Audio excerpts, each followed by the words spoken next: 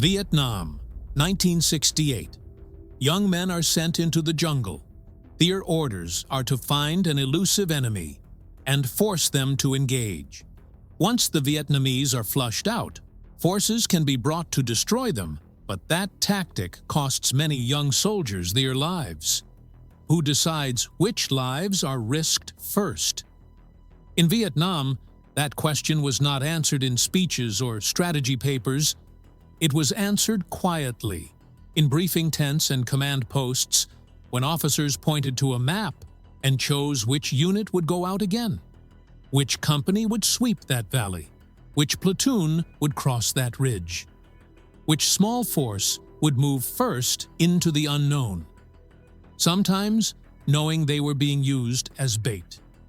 Tonight, this report is about those units and those young men, the ones that were sent, again and again, into the most dangerous missions, the ones that learned to live with the knowledge that their job was to find the enemy by drawing his fire. In every brigade, in every division, there were certain outfits that always seemed to be on the move. When a new operation was announced, the same company names kept appearing on the board. When intelligence suggested a strong enemy presence, the same platoons were moved to the front of the plan. Part of that was experience. Part of it was trust. Commanders needed units they could rely on under pressure, units that would not break in the first burst of gunfire.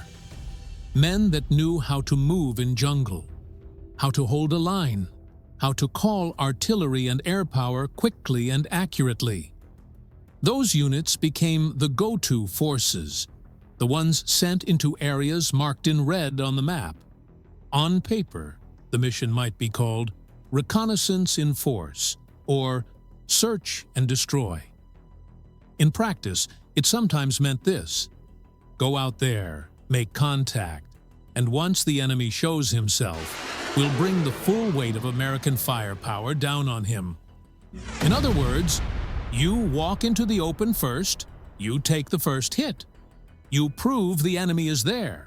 Only then does the rest of the machine turn on. No one used the word bait in official orders.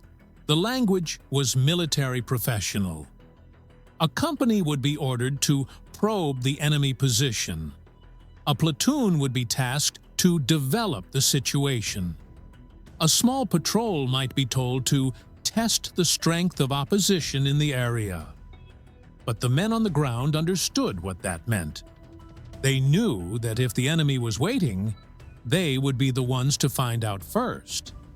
They knew that the first man hit, the first casualty, would come from their ranks. In some valleys, in some provinces, the pattern became unmistakable. Certain outfits took heavier losses on more operations in more dangerous sectors than anyone else. They were not necessarily the worst units. Often, they were the best. And because they were the best, they kept being sent.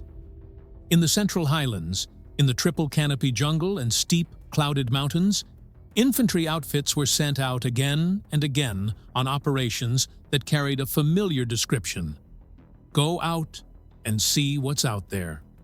By late 1967 and 1968, the men knew exactly what that meant. They would move first. If there were mines, they would find them. If the enemy had prepared an ambush, they would trigger it. If artillery and air were to be brought into play, it would be on the strength of their report and their casualties. At first, most units rotated these missions. One day, one platoon. The next day, another. But rotation brought its own danger. By the time a platoon learned the feel of a valley, by the time its sergeants learned where the trails ran, where the enemy liked to set up, where the high ground actually was, they'd be relieved and replaced by a less experienced unit starting from zero. In some battalions, commanders began to notice that one or two companies were surviving these missions more often than others. They moved more quietly. They made fewer obvious mistakes. They were learning the language of a particular stretch of jungle. The way the birds went silent before trouble. The way the ground looked when it had been disturbed recently. The way a valley felt when something was wrong. Those companies stopped being rotated out of danger. If there was a high-risk reconnaissance to be made, they were chosen. If a battalion needed to draw the enemy out of hiding, they were often the ones sent forward. It was a harsh reward for competence. But it also meant that the men behind them, in the follow-on units, often survived because of what those lead elements saw and reported. In some operations, especially in the later years of the war, entire companies were ordered forward with a purpose they understood all too well. Their job was not to seize and hold a major objective. Their job was to go far enough and stay long enough for the enemy to react. Once the enemy committed forces, once he fired mortars, opened up with machine guns, or shifted his units into the open, American artillery and aircraft could be called in. Officially, these missions were described as necessary tests of enemy strength. In the foxholes and on the radio nets, the men had a shorter term for it. Bait. They went anyway. Some volunteered. Some simply accepted that their company had become the one that always goes. They did what they could to stack the odds. They moved at odd hours. They avoided obvious trails. They double-checked every route across open ground. They rehearsed casualty drills until everyone knew their role in the dark. But they also knew that, on some days, nothing would be enough. If the enemy decided to let them pass, the mission would feel uneventful. If the enemy chose to engage, the first men hit would be theirs. Once contact was made, the very fact that these units were out front gave them both risk and power. They were the ones close enough to call in artillery. They were the ones with eyes on the target, directing airstrikes onto enemy positions.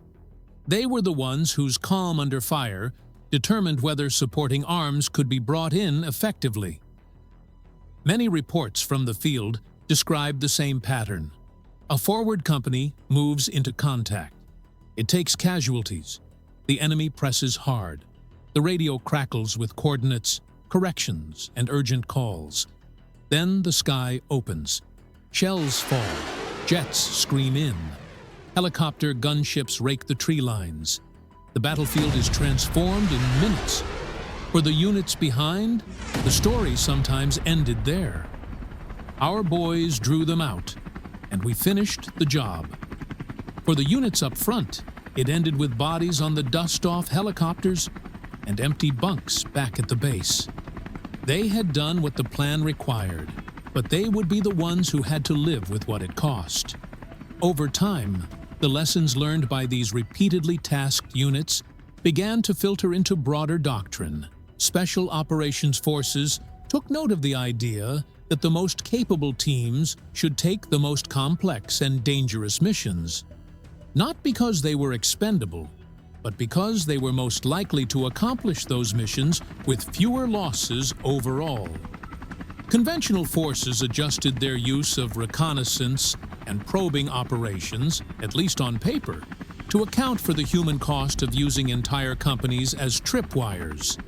Training programs began to place more emphasis on the kind of awareness those Vietnam units had developed the hard way, reading terrain, understanding local patterns, and managing fear rather than being driven by it. In that sense, the experience of those go-to companies will most certainly outlive the war itself. There are no separate medals for being the unit that was sent most often. The record shows only operations, dates, and casualty figures. The men who serve in those outfits know the story differently.